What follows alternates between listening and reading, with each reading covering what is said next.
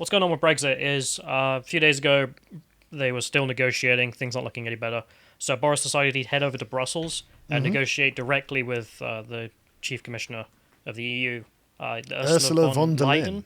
Von der Leyen? Von der Leyen, I think it was. I can never get the German pronunciation right. But so he decided he would go over with that. And there's some interesting quotes in this article from the Irish foreign minister talking about the situation. And he says, in Brussels, certainly the mood is starting to shift towards the contingency planning for no deal, as opposed to the compromises that are necessary to get the deal done. That's not where we want to go with this. So things are looking like no deal, but ain't gonna do it. There's also some Conservative MPs who were quoted talking about what Boris is up to, because a lot of people were worried that he would completely capitulate when he's over there. Yeah. I was worried about that. Yeah, I mean, everyone was. Peter Bones said that he was confident that he'd come back with a good deal or he'd go no deal. And he said, I will bet my house on it that he will not betray those principles. Okay. So if he doesn't, we get Peter's house at least. Yeah. So that'll be nice. Wonderful. But the media response to this was pretty pathetic, if you can get the first tweet up. This is a guy from Sky News. This is his commentary on him turning up in the debate. It's like, the Prime Minister's arrived in a German car. Yeah, and? Okay, that is such a dumb statement. I mean, surely it shows the fact that we need a deal and they need a deal. They need a deal. That's what that shows. Because a third of our cars are German cars, and we're a massive market for Germany. We're like, I think it's literally like a third or something of their car industry is us alone. In all of the world, a third of them is us. So turning up in a German car is actually a really quite strong statement of, you need us. You have interest with us. You're going to treat us fairly. Yeah. And how would you turn up in a British car? I mean, what car manufacturers do we have left that are British? I mean, I think you've got like Jaguar. Though. Are they owned by the Americans now? I think they might be. Yeah. But yeah, we sold everything. Okay. It's just what happened. So he turned up. He had this dinner with her for 3 hours, in which they just endlessly talked. That must have been comfortable. That's the BBC article talking about that. And then there's what they came up with, and what they came up with was what the EU came up with was pretty laughable. So if you can get the Telegraph one up, this is them talking about what she proposed to him. So if they couldn't agree, she was saying that we should have 12 months in which we are allowed to fish in your waters and things continue as they are with fishing. What? No. So the quote from them here is, the European Commission wants continued access to UK waters for 12 months under a no-deal Brexit. And is why would we do that? And is threatening to stop British planes and lorries travelling to the bloc unless it caves to its level playing field demands. Doesn't sound like a level playing field to me to be like, we're going to block your stuff, but you're going to let us fish in your waters. It's a level playing field for us to own the things you have. Yeah. No. This is the level the EU's thinking. Which Unreal. Just stupid. They also decided to come up with this, which is that they want to block British tourists turning up.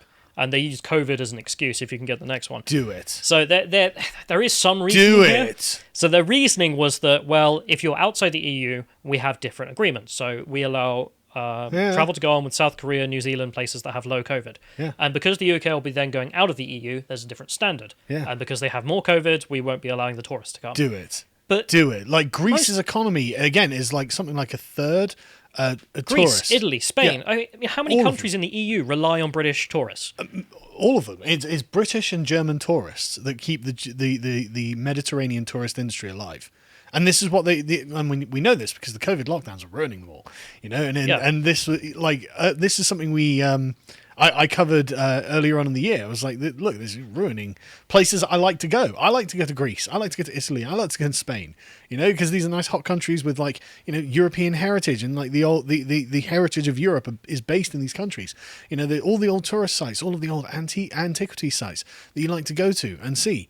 That the European Union is going to cut off its nose to spite its face because these places need that money. Yeah. They need that money. It's unreal. Which I just don't understand. Like, they seem to think that they're in such a strong position that they're almost taking the mickey with the British. So, of course, this didn't really amount to much, and Boris wasn't happy after 3 hours of a dinner with this woman. Hang on, this is important, though, right? Because what they're saying is that Britain is inferior to the European Union. Yes. They consider us to be inferior in status. And the English-speaking world is effectively a kind of breakaway civilization from the European continental world, and it's large enough for us to make that claim. The United States, Canada, Australia, New Zealand, South Africa. We can make the claim the English-speaking world is a different civilization, and actually you do have to treat us as on a level playing field because we are still the Commonwealth. There are still these political ties. How strong they are and how much they hold is obviously up for debate. And this is one of the arguments about the trade. So what is that? Roughly about 50%. It's 40 something of our trade goes to the EU. Yeah. But if we just leave, we're going to rebuild those bonds with the Commonwealth. Yeah. Sure, and beyond. Sure, we'll still have a lot of trade with Europe, but we're not going to be so dependent on you. Yeah. This idea that we are massively dependent on you and always will be was just not true. Yeah, and we haven't always been, and we don't have to be in the future. I mean, as Josh reported today on lotus.com, go and check it out, an article about us signing a trade deal with Singapore. We've arranged something with Singapore already. That's going to be at the end. Oh, sorry, I didn't mean to jump in. No, don't worry. This is pissing me off. But yeah, so... how dare the Europeans talk to us this way? How dare they? You need us. You're not wrong. You needed our money. You still do. Yes. You're literally exactly. going into debt right now. Yeah, we were the Irish used to be net beneficiaries of the EU. Now they're net payers into the EU. But also you've got the COVID bailout, which is God knows how many billions. This is all the consequence of now, us leaving, and now COVID is intensifying all of those problems.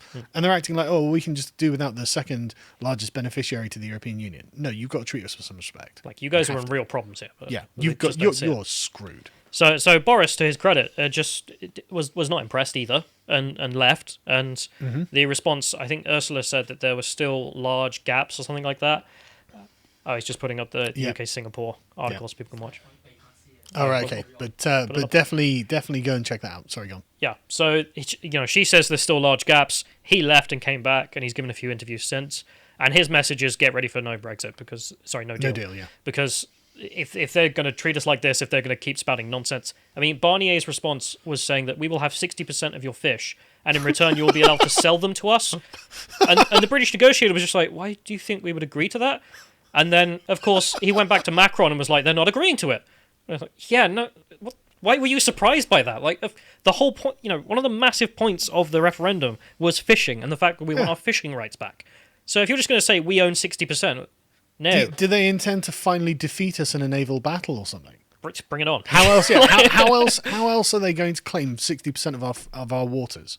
They've got nothing. It's going to be it's going to have to come down to them fighting us if they think they're going to get that. But they know they're not going to get that, right? Do they? Well, this is the arrogance. Well, I mean, maybe they don't. Maybe they don't. Maybe they genuinely are like, we'll just bully them and they'll fold. Because, I mean, they had Theresa May before, so maybe they think literally the continental opinion on Britain for hundreds of years. If we just pressure them enough, we'll fold. And we never have. And good on Boris, actually. I'm annoyed with Boris in many different ways, but at least this is one way that I can be pleased with the guy. Yeah, so the quote from the Times about this was, the Prime Minister said that the Cabinet's very strong backing in rejecting the deal on the table and warns that it was vital that everyone gets ready for the no-deal option. So Boris just openly saying, look, I want to talk to them. They're not making me filled with positivity, so I've come back and I'm saying, look, get ready for no deal, because that's what we're doing. Yeah. I mean, the government's paying for endless advertisements as well. If you watch TV or go on the radio. I haven't, actually. Okay, well, you don't watch Boomer Box. No, I don't, no. But they're saying to business owners, get a lawyer in, make sure you're going to be ready for no deal, because this is very likely to happen. So, are we ready for no deal? Are we? We don't trade anything with the Europeans, so don't even care. Yeah. But the EU is actually doing the same. So the next link from the BBC is the EU is also having a meeting talking about what to do if there's no deal, and they've published their contingency plans in this article. God, it's because they're arrogant. They're prepared to be. She's prepared to be the queen of the ashes. I would rather burn everything down than give equal concessions to Britain. That's what this is. Yeah, because it's punishment. Yes. I mean, this is what there were two options they could have done all along, which is to be reasonable or to punish us. Yeah. And they've gone with the punishment, which... Yeah. I mean, there could have been a totally different narrative about Brexit from the European Union, right? And it could have been a sort of culturally understanding one, where they said, "Look, we always knew that Britain was, has slightly different opinions on certain key issues to we Europeans, rights for starters." Yeah, rights, freedoms, all these sort of, like crazy ideas, government intervention. And that really is where it comes down to, is where we think government is appropriate, right? And they could have taken this tack and said, look, we appreciate that the Brits have different views on this, and we accept that, this wasn't a perfect fit and that the public have chosen to leave. So we will gracefully and do our best to, facilitate a sensible and smooth transition where both sides get what they deserve effectively, and we will do everything that we can to be clement about it. Well, that's what an economic bloc would have done. We're going to maximise economic growth by working together. Yeah. That's not what they're doing, because that's not what they are. That's right. They're a political bloc. They're an empire. Yes. So that's why they're doing this. But it's good to see him not bowing down, Boris bowing down this. Yeah. And the fact that we have him coming out and saying, get ready for no deal, and the EU actually thinking, oh, okay, we're going to start preparing for no deal, this late. I guess they weren't expecting it, but it's been a while since I last checked. But public opinion wasn't against no deal, was it? No, because this is the thing. It's not. Well, maybe it was at the start of the referendum, but certainly now, the public opinion is that no, this was about independence, and yes, there will be a cost, and that's fine. That is just part of it now. Which, okay, because we'll pay it. We'll pay it. Independence costs money. Yeah, fine. You've got freedom isn't free. Okay, got it. Yeah, not a difficult lesson. Willing to pay. So that's where both of those are looking. We Got a Problem made a video on this that I watched, and he made a good point, which is that this could be political theatre, and maybe in the last minute they'll sign something that screws over the British fishermen, but it doesn't look like it. Like there looks like too much on the line. They're all giving the right signals, so fair play to them on that. And the update on, as you mentioned, about Singapore. As you say, it could be that this is the European Union effectively testing Boris. It could be playing chicken, where I don't doubt that in their back rooms and well lit. It's 3 hour board, dinner. but in their well lit board meetings in Brussels, they've got a bunch of contingencies, and they're like, well, it would be really bad for us if we had no deal. So what we'll do is we'll have no deal right up until the final movement, then we'll just sign what they've asked for, because what they're asking for isn't actually unreasonable. If we were making unreasonable demands, like if we were demanding 60% of France's fisheries, I would be like, why are we doing that? That's not fair. But say we want to control our own waters is totally fair, and any neutral, independent observer can accept that statement. Could accept that proviso. But I don't think he's raising an invalid point at all. I think he's got a good point. This could well be like it's essentially a game of chicken, and that they'll just collapse on the last day. But I guess Boris doesn't think that. Otherwise, he wouldn't be warning us about no deal. He's never been a complete Brexiteer. Everyone's got a bit of a question about him, about his loyalties to it. But after the election and his position now, he's got no choice. Yeah. I don't know what he would do if he it would was be political suicide for him to cave on this. So the last piece of information on what's up with Brexit. The only way we can get Boris to do something useful is if the alternative will kill him.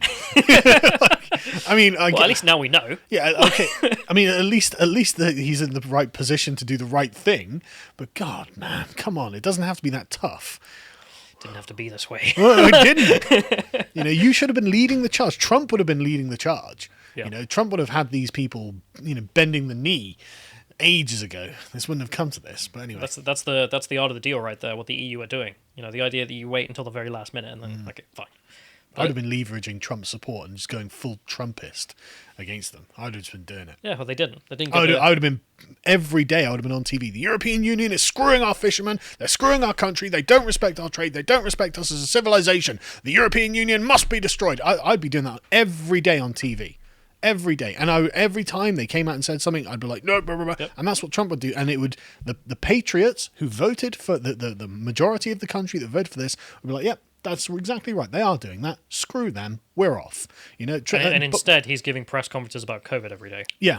And letting Keir Starmer creep up in the polls. It's like, what are you doing, Boris? You've got all this power that's just untapped. Anyway. It's just... Yeah. It's just such a shame.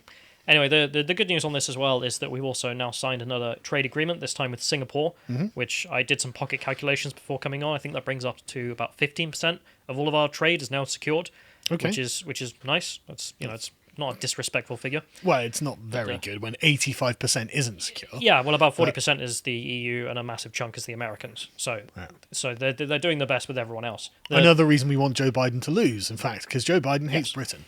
Yeah. This lady here just going around country to country securing trade deals left, right, and centre. She's actually rated as the most popular Conservative by Conservative members. Excellent. I think it's like 67% or something. Love her. Oh, great. And she's clearly getting the job done, so that's good. Yeah, I mean, good news for her. But yeah, that's what's going on there. He's still got time to mess it all up, obviously. So Right, never say never. But we've got all the right signals from him and from the EU to say that there's not going to buckle on this. So good. Boris, you should be proud of your not. Give a speech about it. Yeah, exactly. Yeah, exactly. Give a speech. Come out in front of like the Buckingham Palace or something. Make sure literally make sure you've got the Queen in the background. Big pomp, big ceremony. Be like, look, this is the root, branch, and blossom of our civilization that you're standing in front of. That you're representing Britain as an entity, a historic, world significant entity that you represent against the people we beat in every goddamn war. What are you? It's frustrating.